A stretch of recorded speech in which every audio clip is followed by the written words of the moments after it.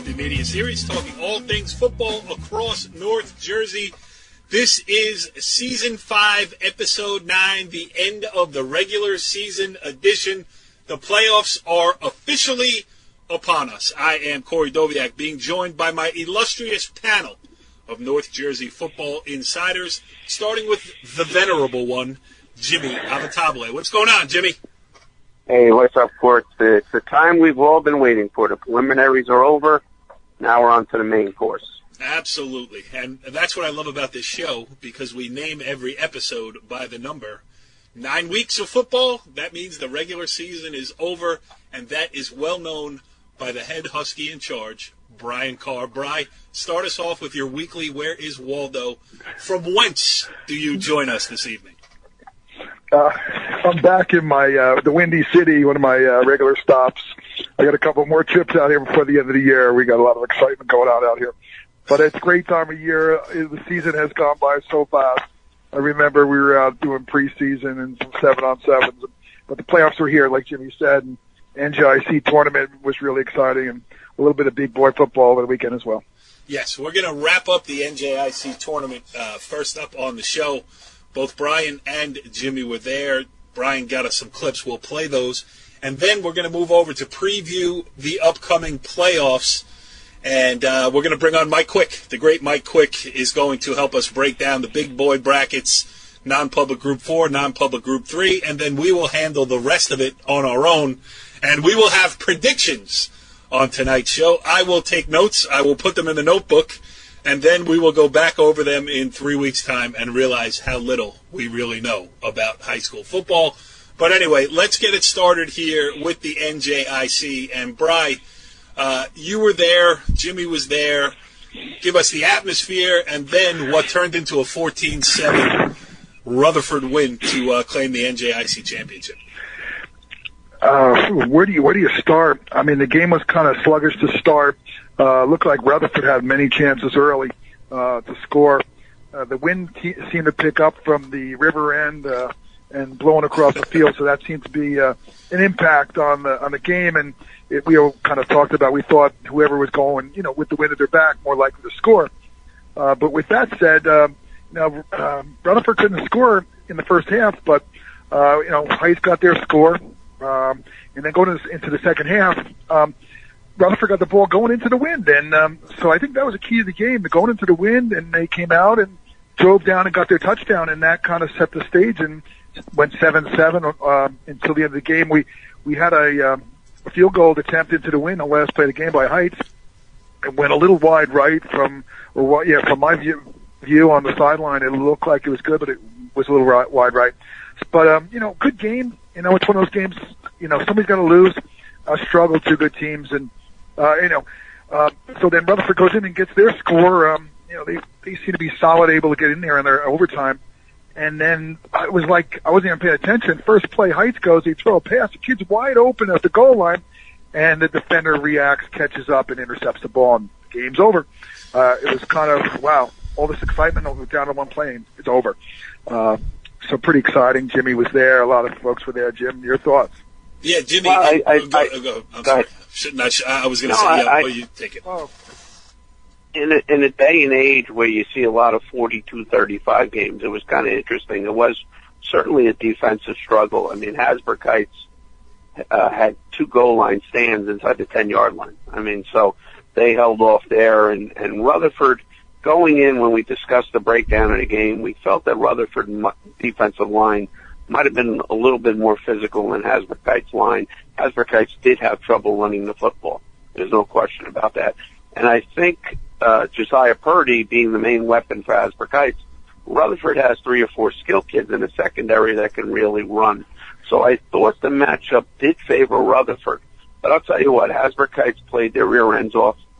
They lost in overtime. They took a shot on a flea flicker, as Brian mentioned, in overtime first play. It might have got caught up in the wind a little bit. The Rutherford defender got back, intercepted the ball.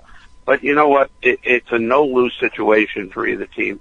Obviously Rutherford wins the NJIC, and it sets them up nice for the playoffs. And for Hasbrouck Heights, you went toe-to-toe with an undefeated Group 2 team. and that will help you when you go back into that Group 1 bracket this week. I think it exposed some weaknesses that Hasbrouck Heights admittingly has to work on this week, but I think that type of game makes you a better football team instead of going out and playing another blowout on week 9 and never testing yourself. Yeah, we're going to talk to Mike Quick about a lot of things that are wrong with the current state of the NJSIAA playoffs. But just listening to you guys talk about it, and as we have been going over for the last 3 weeks, as we've dived pretty deep into this NJIC stuff, it's what they're doing right. They know who they are. They're small schools. They play each other. It's very exciting, as you can hear in this interview that Brian Carr did with the winning head coach. He is Andy Howell. Coach, real quick comments, Coach. Exciting game, amazing. I've been coaching, head coach for 8 years now. That was the most exciting game I've ever been a part of in my coaching career. Yeah. Right? Our kids have proved for 2 straight weeks that they're never going to quit. Right. No matter what kind of adversity we're going to face, we're going to fight to the end. Doesn't matter who we're playing. That was a great football team that we just beat 18-game win streak. Our kids are just confident. They believe in each other, and they're winners. What'd you say to them at halftime? You're down 7-0. What'd you say to them? Really, just to stop making the mistakes, you know what I mean? We were making a lot of mistakes in the red zone, not finishing drives, you know, just shooting ourselves in the foot. You know, we were really beating ourselves in the first half, so we kind of cleaned it up and, you know, we executed a little better. It was key you scored early in the third quarter to make the score tied, right? You know, I always say the most important part of any football game is the first 4 minutes of the third quarter, because that's when the momentum can shift very easily. We made a statement right there. We got the ball, put together a great drive. Mendez running the ball, excellent. And then, you know, I think we were 3 and out the next drive. Our defense played great in the second half. You know, and they came down and made the play when they needed to. Talk about the game-winning touchdown in overtime from Russell to Mendez. Russell just did a great job extending the play. Mendez was not the first look on that play. Obviously, the first read was covered up. He scrambled a little bit, and Fat Johnny's just a playmaker.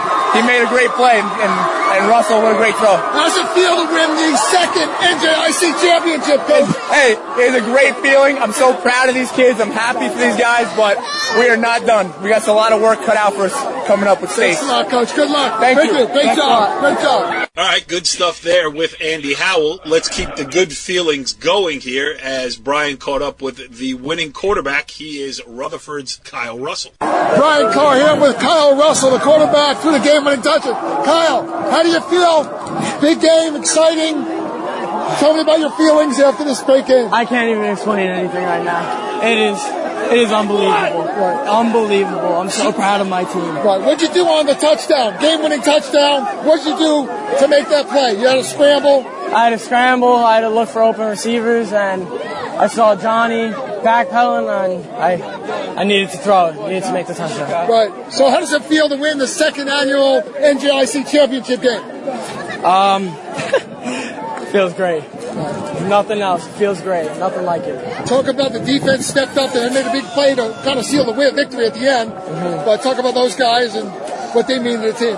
Defense is the core of our team, and if it wasn't for our defense, we wouldn't be winning. They put together everything. What did Coach say to you at halftime to kind of motivate you guys? You're down 7-0 at halftime. What did he say to you? It's still a game, and we can't hang our heads or anything. We got to come back. Good stuff there, Bri, with Kyle Russell. And now for the other side of it, let's hear from Nick Delcalzo. He was a guest on the show last week. And as you would expect, in a difficult atmosphere, a 14-7 overtime loss in a championship game, Nick Delcalzo all class after the game. Here's Brian's interview with the coach. Brian Carr here. Exciting NJIC championship game. I'm here with Coach Nick Delcalzo from Hasbrouck Heights. Nick, exciting game. You didn't come out on top this year, but really good game.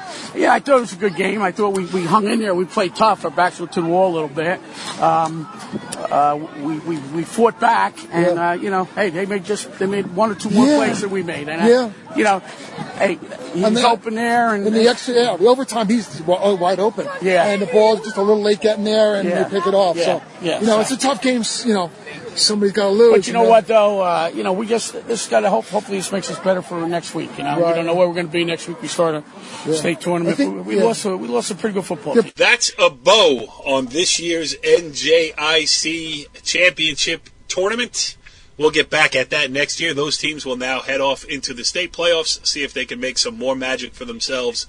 All right, gentlemen. Well, let's get into some of this playoff action here. And, as a host, I have to know my limitations. I have to recognize when I don't know as much as my illustrious panel of North Jersey football insiders. And now I'm bringing on another one here. So I am going to take a back seat as we talk a little big boy football, non-public Group 3, non-public Group 4, to take us through all that is happening on that scene. We welcome in the one and only, the great, and I do mean great, he is Mike Quick. What's going on, Mike? Well, first of all, Corey, you never take a back seat. You know what the problem is right away that you said non-public 3 and non-public 4? Right off the bat, let's cut to the chase, all right? The brand of football is not what we thought it was, 2, 3, 4 years ago. So, first of all, they have to go to a parochial A and a parochial B. You think St. Joe's Metuchen wants to play Paramus Catholic this weekend? I doubt it. What we have to do, and not we, but the state of New Jersey, and Jimmy, we talk about this all the time, and Brian, I don't know if you hear us talking about it, but for enrollment. Enrollment means nothing anymore. You have to do what they do in New York and Long Island in the Catholic High School Football League. If you think you're good enough to play in that big boy division, doesn't matter if you have 400 kids in your school or 4,000. If you think you're that good, you go play in the big boy division, and if you're not, go play in the smaller division. Nothing against the Bees.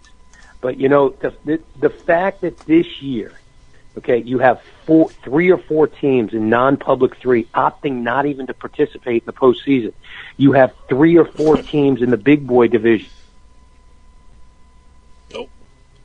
Brand of New Jersey parochial football gone. Come back to us, please. Please. Mike, I don't think enrollment was really what made St. Anthony good, in there. Exactly. Well, again, court basketball is different because 2 or 3 guys can put you over the top. But are you telling me that, St. Joe's, DePaul, and Pope John should not have an opportunity to play against Bergen, St. Peter's? It's just not right. Yeah, that's exactly my point. It's percentage of players in school. It's not, it's not total enrollment of who's in the biology classes. It's, we got these are football schools. So let's be honest about it. All right. I already mentioned that. Well, first of all, hey, Mike, thanks for coming on. Well, you know me. You get me on this show, I like to stir it up a little bit. So it's always fun being on with you guys. No doubt about it. Jimmy, go ahead. You and Mike do a lot of talking on the sidelines. Let us into some of the inner sanctum. What do you guys talk about over there? Well, the latest thing we spoke about today was the fact that non-public Group 4, you have 2 and 7 teams as a 4 and a 5 seed. You have Paramus Catholic with 4 wins, who's the 6th seed. St. Joe's Metuchen is undefeated, but they play in the lowest division of their league. So, where is the excitement in the non-public Group 4, Mike? There's not at all. The fact, and listen, we're friendly with the people at Del Barton. We're friendly with the people at Seton Hall Prep. But you're guaranteed a 3-win team being in the semifinals. This is big boy parochial football. This is when I run around the tri-state for all those years and people are yelling at me, all you ever do is talk about New Jersey football and the Catholics. Well, that's not true. We talk about them a lot. But, how do you defend a league now that's going to have a 3-win team in the semifinal? If Don Bosco is healthy and Berger plays in the game and Brennan feels up to par and the whole thing, I wouldn't be shocked if Don Bosco beat St. Peter's Prep and Caven Point at noon on Saturday. So then you could potentially have a second 3-win team in parochial 4. I don't know. Some people love that Cinderella story, not me. I think you should be rewarded on what you do in the regular season like they do in Connecticut, where there's a lot of teams that'll go 6-2, 7-2, maybe even 9-1 in the regular season, and they may not get into the postseason because they put a premium on regular season football. The only sport that there's a premium on the regular season is because the few amount of games played. should be football. And unfortunately, everywhere except the PSAL in New York City and in the state of Connecticut, okay, you know what? You can go. Everybody can go in. It's got to stop. It's got to stop. And if the state, Jim, we talk about it all the time, if the state doesn't realize now that there's a problem, not just in parochial football, because you're going to see a lot of sub-500 teams get in some of the sectional things too, there has to be a big revision done with the state of New Jersey and how they do their postseason, because it ain't fun anymore. It's not. Mike, Pascack Valley is 2-7, and they're in. What I mean. And right, again, I got nothing against Pascack Valley. I'm Lenny Cusimano doing a good job over there, but let's be honest. I mean, this is playoff football. How can you be 2-7? Exactly. And they're in over a 4-4 Jefferson team. I mean, I don't care who you play. You broke even, at least. And, in some of the and believe me, I don't want to pick on Pascack Valley. It's just the example that's sitting here in front of us.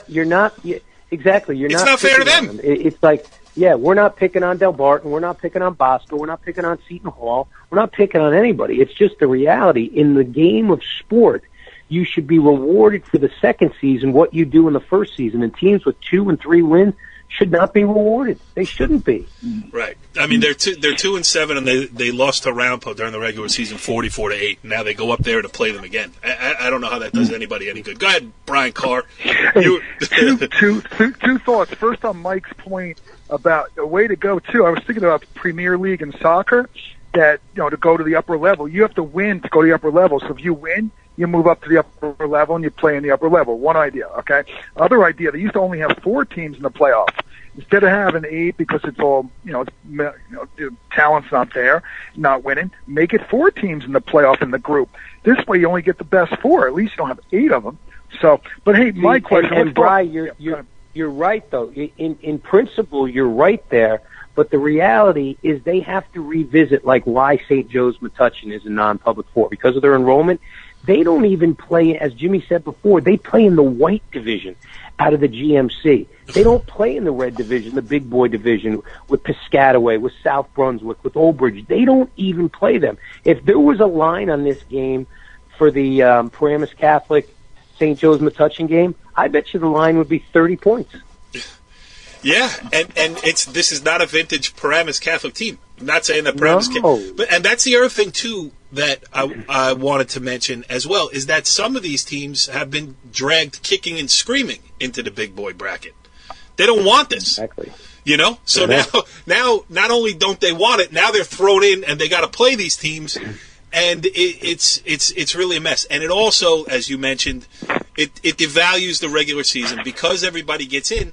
And in that league where there's never a week off, where they're banging heads, as I quote Nunzio Campanile, best on best every week, what do you get out of it? What's the difference? A home game, is it worth all of that so that everybody makes the playoffs and anybody can win? You're not eliminating, you're not narrowing the field in the least.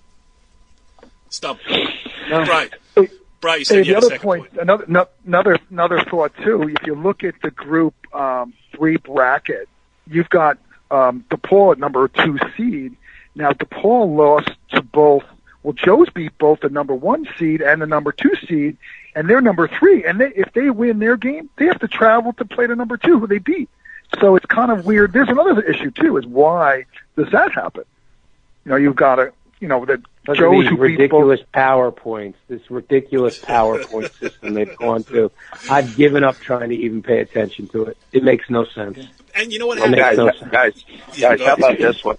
Paramus Catholic in the red division plays Seton Hall Prep in the white division. They beat Seton Hall Prep.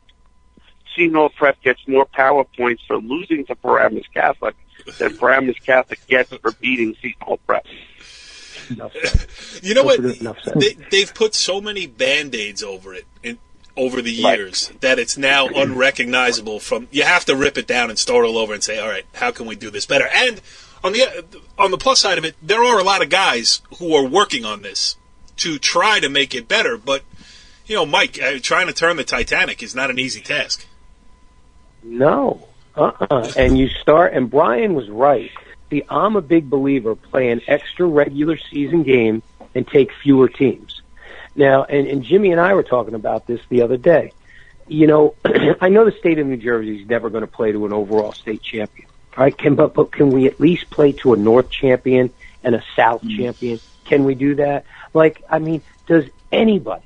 And again, we're going to run the disclaimer. We're not taking shots at Passaic Tech, using examples. Ridgewood. Does anybody care about North 1 Group 5 championship? Nobody. Oh, I was at that game last year. It was painful. And again, that's the other part of it. 5 public school brackets in each section is way too much. Like last year, Ramapo, Old Tappan, or I don't even remember what the scenario was, but you wanted there were games that you wanted to see that you didn't get to see because the teams were in separate brackets, and they shouldn't be in separate brackets. I mean, it's too watered down. People say that it's all about the money for the state. I don't know if that's true. Like I don't know how much we're talking about because receipts and all that stuff. We're not privy to that information, but. Is it really? I mean, we're gonna blow up the whole state playoff system for a couple of extra bucks. Like, it just doesn't make sense. It's high school sports. My guess is on the business side, this year you will see the smallest crowds ever for the non-public 3 and the non-public 4 championships. That's my guess. Yeah, that's my guess. And the other thing too, we were going to miss out. Like last year, Riverdale played Old Tappan. Both teams are highly rated. Old Tappan's number 1 seed. Riverdale's right there, number 2. We're not going to see them play this year in the States. Last year they had a great game, go to overtime. This year they're in different brackets. It would be nice, like you say, Mike, it would be nice if we narrowed it down because then you get to see those 2 teams play again. Let's see what you got, guys. Last year was one way. What's this year? But you're not going to see it. And guys, it's a very simple thing to do. Take 4 teams. If you just took 4, okay, so you'd go semifinal North, championship North, North 1, and then the final week would be the crossover, which would technically be had you done it as a quarterfinal game. So let's take 4. Let's just and put a premium. It's like college football. You hear it right away. Week 1 in college football. If a team loses, oh boy, their chances of playing in the big boy semifinals, that just took a dramatic shot. Why? Because every game counts. In New Jersey, every game doesn't count. It doesn't mean anything. It means nothing in the regular season. And then you get a scenario like last week where the game that everybody wanted to see was Ramapo against Old Tappan, and it happened a week after the cutoff. Now, give credit to both head coaches, Drew Gibbs and Brian Dunn. They played their guys, and they respected the sport. They played it out the way it should be played out. Turned out to be a great game, but in the grand scheme of things, it meant nothing. Playoff positions were already sealed. Well, for a case like Old Tappan, you know what? They needed to play that game because they hadn't played the game all year. You're right. They had to play. And that's the other thing. Where has the competition gone? Where is it? Where is it? I mean, Montclair hasn't played a game all year. Haven't played a game. No. At least Westwood coming out of North 2 Group 5, as Jimmy will tell you, they're a young team, and what they've done 32, 33 in a row is just phenomenal. And you can tell that their offense isn't up to par with their defense right now, but they've been in games. At least it's been fun. Yep. You look at these scores every week, and you're like, where is the competitive balance? It's gone. We all sound so negative, but we're just being realists. There's a lot of people out there who sugarcoat it's great. This is the greatest team of all time. This is the greatest player of all time. I don't know, guys. Maybe it's me. Maybe I'm getting older, the whole thing. I haven't seen a lot of greatness this year. We've seen some great comebacks and some great games, but I have not seen sustained greatness. I haven't. Right. Mike, there's been some good games. Group 1, the NJIC playoffs was pretty exciting. You had a team like New Milford. We expected them to win against Rutherford, and that was and Rutherford came back. And then we see the Rutherford go play Hasbrouck Heights, and then Rutherford hung with them and won at the end. So Group 1 has been some excitement there. The talent, they're roughly very similar teams, there. And they don't meet. They don't meet. The only time it's mean anything though is when the playoffs during the season. They're guys in their league. They really don't play a whole lot of competition. Yeah, but they're still fighting. You know why? Go ahead, Mike. You know what? No, we lost Group 1 and Group 2. Wait, say it again, Mike. We lost. Hold on, we lost you there for a second. Go ahead, say that again. Because there's still loyalty in Group 1 and Group 2. Yes. It's not like, rent a player here, rent a player there. It's just, it's great. When Jabril Peppers left Don Bosco to go to Paramus Catholic 4 or 5 years ago, it has changed everything. It's a loyal, there was no sport where loyalty meant more than football. And when he made that change, it has gone out the window between players, parents, and coaches.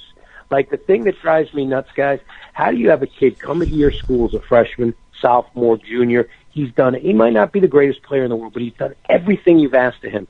And then you rent some player senior year, and that kid only sees the field on punt team.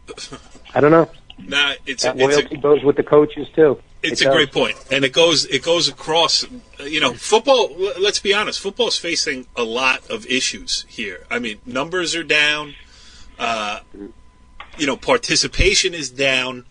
The whole problem of co-oping is going to happen because you're going to have some places that just can't sustain football. I mean, you see a couple. One here this year, 2 next year. A couple last year.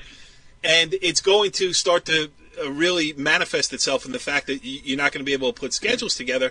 And the other thing is, like, again, I go back to this all the time, but like Palisades Park, or gets 4 kids or 5 kids from Leonia, and all of a sudden they're moved into North 2 Group 3. Like, they can't field the team, even with the couple of kids they're getting from. They didn't win a game this year. And if they would have been in North 2 Group 3, even if they had been able to put something together. So it's just like, it seems common sense is out the window in a lot of these cases. Like, we can look at this and say, you know what, this is fixable. But I don't know. Jimmy, you've been quiet. Well, you mentioned about numbers. How about Teaneck? 32 kids on the roster. They're graduating 15, 16 kids. They'll have 15, 16 kids back, and only 5 freshmen. They're in trouble. I mean, and that's a big school. So if it's happening at that type of school, what's going to happen in smaller schools?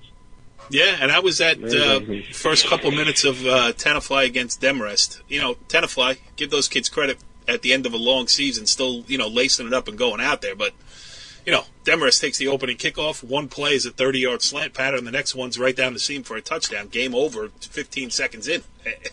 How long is that sustainable? I don't know if it is for very much longer than this year. Anyway, Mike, what do you got here? Now we've pointed out all the problems. Let's talk about the fun stuff here. Why don't you just break down this bracket a little bit? North 1 group, non-public Group 4 here, because this is where the big boys play, and this is where state. We don't play down to a state champion, but this is where the state champion comes from. Well, there's death taxes, and the road Bergen Catholic is going to get to the championship, so you can put death taxes and Bergen Catholic in the championship. Right. Now, some people, that's great. They're going to, I don't know. You never know with Bergen Catholic. You just don't know what team's going to show up week to week. And I don't know. I know this. I think Nunzio would rather be tested in the quarters and the semis than just walking right in. I really do. Now, the question is, are they healthy? Is McKenzie? Now, I didn't see the hit. I heard he got lit up pretty good, so he's concussed. So how long does he sit out? I read in the paper that Nunn sat Johnson out, precautionary, so you would think he'd be back. But, McKenzie was just starting to show what all that acclaim had been about. If they're at full strength, they are, I don't want to say definitely the favorite because you just don't know, but they are the favorite. Part of me thinks if Don Bosco's healthy this week, I think the game against St. Peter's is going to be a whale of a football game. Now, the problem is I don't want to be the guy who's out there saying 2-win teams shouldn't be in the playoffs, and then all of a sudden they go on a magical run and they hang a banner at 5-7. But if they're healthy, yes, they have the talent to win. I can't see anybody other than Bergen, Bosco, or St. Peter's winning that. I can't see Paramus Catholic. I think the Parochial 3, and Jimmy, you agree with me, I think the Parochial 3 is much more intriguing than Parochial 4. Do you agree? Oh, there's no question. You talk about DePaul, Pope John, St. Joe's, and then you throw in Red Bay Catholic, Vianney, and even Camden Catholic. I mean, those are 6 quality football teams. And, you know, Red Bank Catholic is a very physical football team. They're going up to St. Joe's.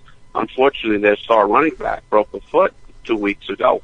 But, you know, that type of first-round game is going to be more interesting than, you know, let's say, no disrespect to Seton Hall at Del Barton, but who wants to stack the first round? Yeah. All right, let's do it now. Mike, I'm going to ask you, go on the record. Who's winning non-public Group 4? I'm gonna oh boy, I'm gonna tell you this: if Don Bosco is at full strength, I would not be surprised to see Don Bosco win it. I wrote down DBP under Mike, which again I have in my trusty notebook. With a disclaimer, they have to be at full health. Okay, if they're not, Bergen Catholic will win it. I added an asterisk. Non-public Group 3 for you. The choice is DePaul. DePaul. All right. They're one of the greatest 40-minute high school football teams I've ever seen. You know, and I just think the other day, had they taken the clock, and here's the great irony: at 21-6, and they're going in. They're going to come out early fourth quarter with either a field goal or a touchdown, make that thing 24-6 or 28-6. If they score either way right there, Nick Patty, who once again engineers a thrilling comeback like he did against Don Bosco, Nick Patty's done. He does not. If they score either a three-pointer or a touchdown, he's done for the day. They're not going to risk injury as they headed into the playoffs, and they don't score. And then he again, you know, writes some of that Nick Patty magic. I'm gonna go with DePaul, and I do not think the game is going to be easy for St. Joe's when they go up to the hills of Sussex County to take on Sparta. I don't think that's going to be an easy game for them. Pope John. Take on Pope John. Yep. Pope John. Mike Quick, the great Mike Quick, and I introduced you as such because you are as such. Thank you for joining us here on the Monday Morning Quarterback, which tapes on Monday night and plays on Tuesday, as you like to remind us. Yeah, I thought we were going to change the name of it. Yeah, we're going to do it next year. We're bailing, but you know what? I'd have to change all the graphics, and that takes work on my end. So it's the Monday Morning Quarterback, taping Monday night, playing on Tuesday, and Mike, we'll have you on it again, certainly along the play as the playoffs shake out here. Always fun, my friend. Oh, I love you guys. You guys are the best. You really are. You're a lot of fun. Great stuff there with Mike Quick, and I could say that we'd keep him on. We could talk to that guy forever, but I think we just did. So let's move on now. Outside the non-public brackets, let's move on and talk a little public school football and some public school playoff brackets. Let's start with, and now, boys, we're going on the record here. We're going to put our reputations on the line as the illustrious panel of North Jersey football insiders that we are. Each bracket we're going to go through here must come with your pick to be the state sectional champion at the end of it. And Bri, well, I'll start with you, Jimmy, because you are a Group 1 lover just like myself. So let's start in North 1, Group 1. What do you think? Well, I'm going to give you the 4 games this week. I'm going to work it through the semis and the final. I like New Milford over Woodridge. I like Hasbrouck Heights over a tough Cedar Grove team. I think that's, if you're looking for a game to go see Friday night, that's a great game. I think Compton will be a little bit too physical for Emerson, and I like Wallington over Park Ridge. In the semis, we have the rematch of last year's championship. I'm going to go with Hasbrouck Heights over New Milford and Wallington over Pompton Lakes, and I'm going to go in the final, Hasbrouck Heights over Wallington in a rematch of the NJIC semis. Jimmy, if I didn't know better, I'd think you were a Hasbrouck Heights homer. Live close enough to it, but no, I think that loss against a good Rutherford team will only help them. I think they'll go back to the drawing board this week, and I think they'll become a better football team for it. That's why I'm going with them. All righty. Brian, what do you say in North 1, Group 1? We can't all agree on everything. I do like Jimmy's picks, but the only thing I would just give New Milford an edge just because they've been there before. I think they're going to get to the final with Heights, or I think they'll get in that semi, but I have a feeling they may beat them. They're maybe a little upset they lost to Rutherford. They'd like to beat Heights because they lost last year. They really came back and played well against Wallington last week. So I give them a little momentum, but I do like Jimmy's pick. But let's go with my neighbor town, New Milford, and Billy Wiles' team and a bunch of star kids over there at New Milford. All right, we got two. Now it's my turn to make a choice here, and because Barry Blauvelt was such a great guest on the show earlier this year, and because the last game that I think I thoroughly enjoyed at the Meadowlands and just was involved in the moment, I always harken back to it, was that 2010 state championship team for Wallington. So only because I want to see that happen again, I'll make mine short and sweet. I'm going with the number 2 seeded Wallington Panthers to win the North 1 Group 1 state sectional title. Moving on to North 1 Group 2, and Brian, you have the honor here. You and your close personal friendship with Bobby Maines makes you half a Westwood homer. Right. And also Larry and yes. John, the two WCTV yes. buddies. I think, as I was reading, this is a really, really good bracket. You've got Westwood at number 1 and playing Ramsey. Ramsey, as we've heard in the past, Ramsey always plays Westwood tight, and it should be a tough game in that first round. And then the other half of that side, you've got 2 undefeated teams of Pequannock and Newton. We haven't seen them, but both teams are undefeated. Pequannock lost 1 game. They just lost last week to Caldwell, a very good team, and going up against an undefeated Newton team. So I think that those two, so Westwood, if they get through Ramsey, is going to have a tough time there. So it's a hard one for me to pick, having not seen either one of those guys. On the other side of the bracket, I think you have Lakeland at home with Mawa there. I think Lakeland should come out ahead there. And then Warwick, Manchester. I think Manchester should be able to win that. And then, but back up to the top. So I have a feeling, if Westwood doesn't play their best game, they could lose to either Pequannock or Newton, whoever wins that game. And then on the other side, so you'll have Lakeland against Manchester. I think Lakeland will win that. So I'm not sure. I'm going to go with a town. When I was a kid, I went to camp. I'm going to pick Newton, and the unknown commodity there. I don't know what they have, but I'm just going against the grain here with Westwood. We used to, before they shuffled around the state sections, we used to call it the Sussex County rule. You never pick a team from Sussex County because they never heard of the site and we had no reason to cover them. So you are breaking the Sussex County rule and picking the Newton Braves. Jimmy, what says you in North 1 Group 2? Well, I tell you what, Westwood is the number 1 seed. The PowerPoints have done no justice to them. Obviously, Ramsey, that is always a tight game. Again, this year, 17-14. And then to get into a semi with an undefeated Pequannock, Brian, they defeated Caldwell 42-0 last week. And an undefeated Newton team. To get to a final, Westwood might have the toughest road in the public bracket. In the lower bracket, I tell you what, you got to give Manchester all the credit in the world after that tough loss to Rutherford, going out and beating Pompton Lakes and running for over 200 yards at Pompton Lakes. So I'm going to go with Manchester in the first round, winning Lakeland over Mawa. I'm going to go with Rutherford over Ramsey in maybe a touchdown to 2-touchdown game. Westwood, yep. I'm going to go with Pequannock. I'm sorry, Westwood. I'm going to go with Pequannock over Newton. I'm going to go with Westwood over Pequannock in a great game. And I'm going to go with Lakeland over Manchester and Westwood over Lakeland. Westwood losing last year in a heartbreaking fashion, going back this year and getting the job done. How about that? Brian Carr, the Westwood meatball eater with the WCTV boys. He's taking Newton.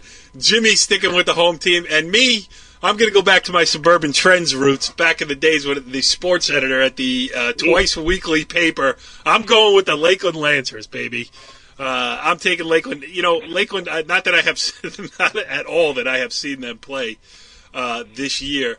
But there's something special going on. I covered the boys soccer team. I covered the girls soccer team. There's a lot of school spirit around there. And listen, they'll enjoy it if nobody else does, if they win it. So I'm going with Lakeland there. North 1, Group 3. A lot of core NorthJerseySports.com teams here. Round Pole, the number 1 seed.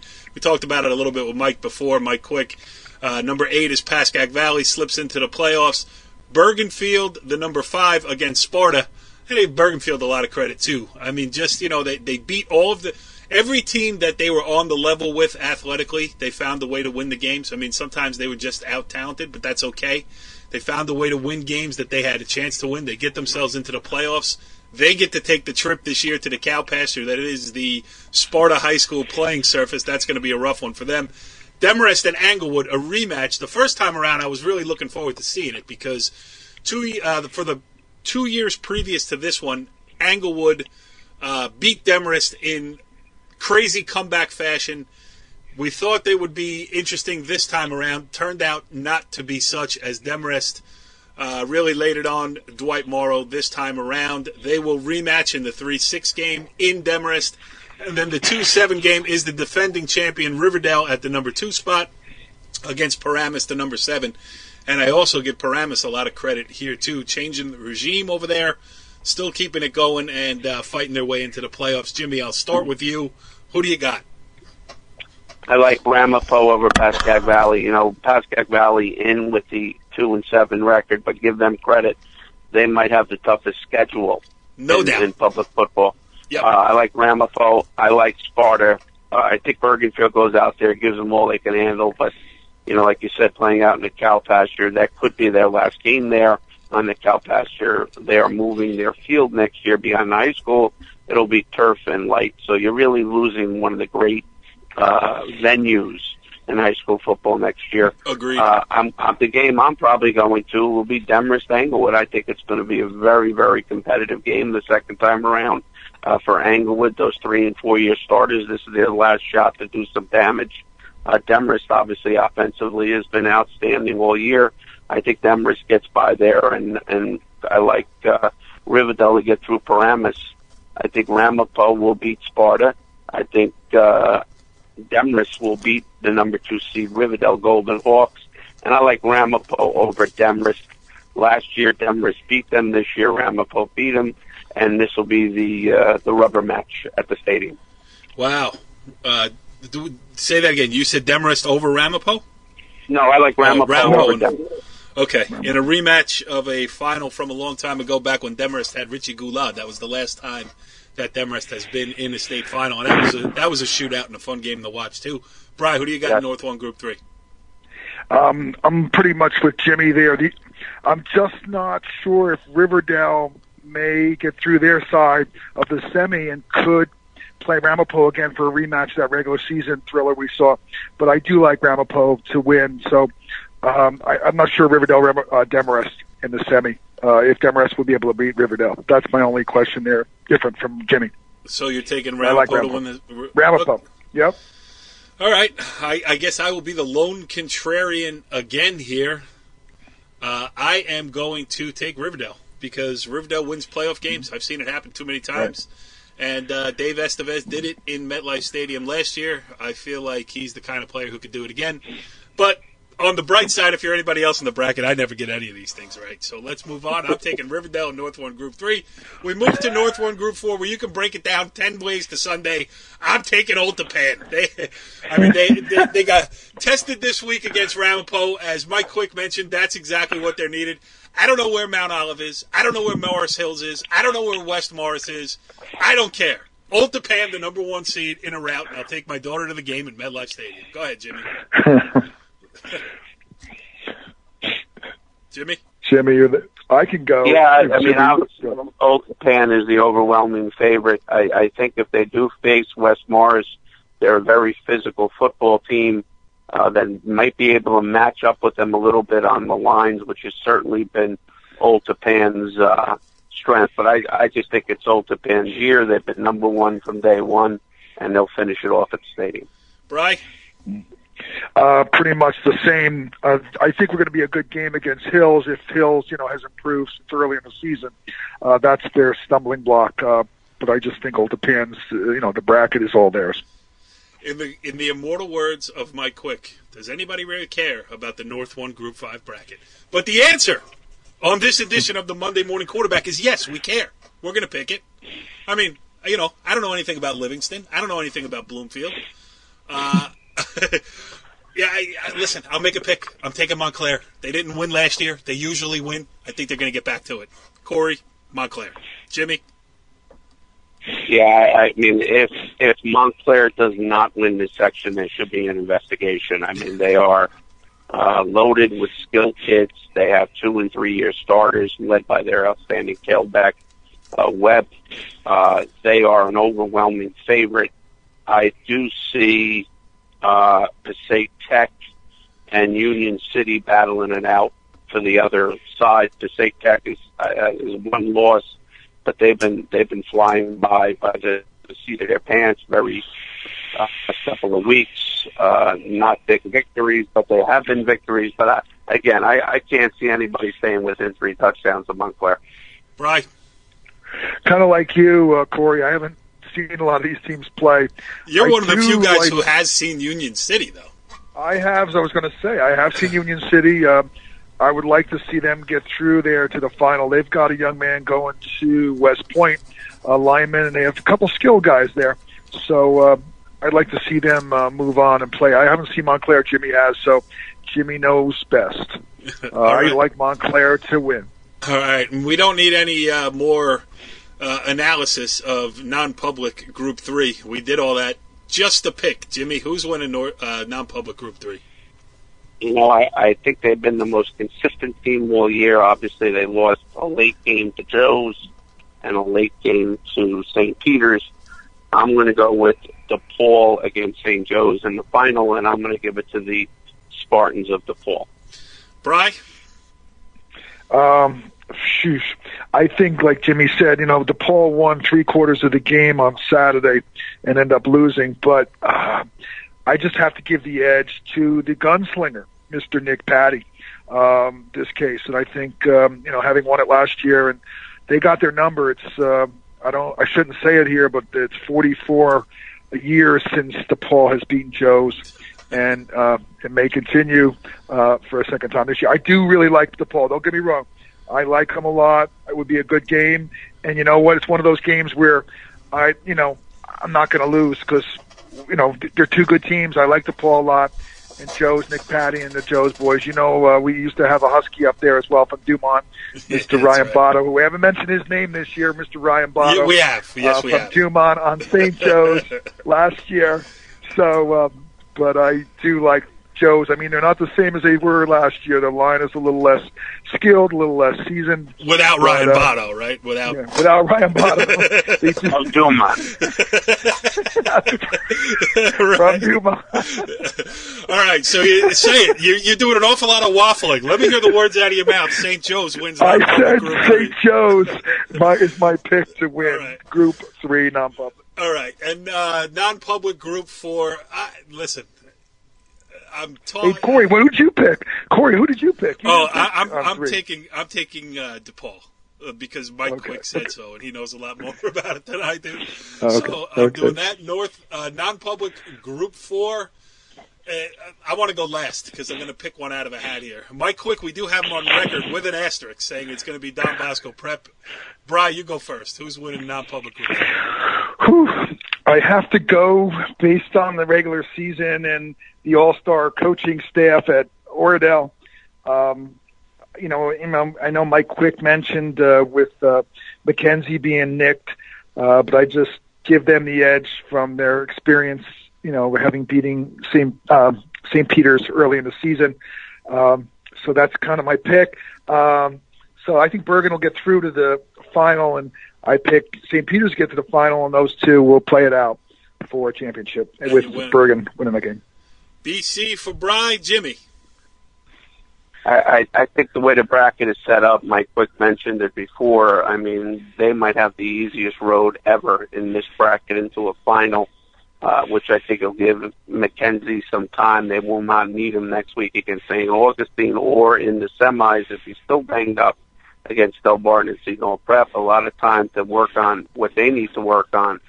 Don Bosco, I understand they're talented and they can't spring the upset, but they've been close and not making it all year, which leads me to believe that, they just can't get the job done in the big spot.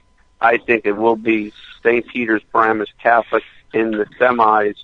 I will go with St. Peter's because Paramus Catholic is without their two skill running back Jonathan Clark is no longer in the school, as is Mohamed Touré, the wide receiver.